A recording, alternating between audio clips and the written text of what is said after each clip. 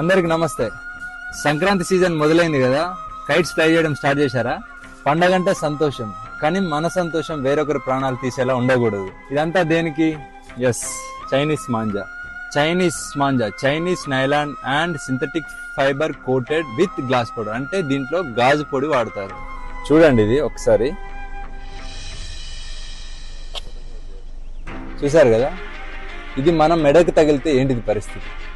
ఇది కేవలం దారం కాదు, షార్ప్ నైఫ్, గాల్లో వేలాడే కత్తి, అదృశ్య కత్తి.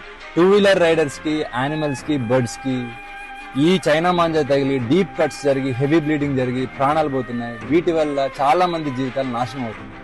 ఒక్క చిన్న సరదా ఎన్నో కుటుంబాల్లో తీరని శోకాన్ని మిగులుస్తుంది. ఇది నాన్ బయోడిగ్రేడబుల్, ఇది భూమిలో కలవదు, ఇది బ్యాండ్ థ్రెడ్. ఈ మాంజా ఎవరైనా ఇల్లీగల్ గా అమ్మితే మీ నియరెస్ట్ పోలీస్ స్టేషన్ లో రిపోర్ట్ చేయండి. చైనా మాంజా అమ్మడమే కాదు, కొనడం కూడా నేరమే. చైనా మాంజా ప్లేస్ లో ఈ కాటన్ మాంజా వాడదాం. మరీ ముఖ్యంగా ట్రాఫిక్ అండ్ పవర్ లైన్స్ లేని దగ్గర ఓపెన్ గ్రౌండ్స్ లో మాత్రమే ఫ్లై చేద్దాం. పిల్లల్ని మాత్రం మీ ప్రెజెన్స్ లోనే కైట్స్ ఫ్లై చేయనివ్వండి. మీ సరదా ఎవ్వరికి శాపం కాకూడదు. For this Sankranti, say no to China manja. Thank you. జై హింద్.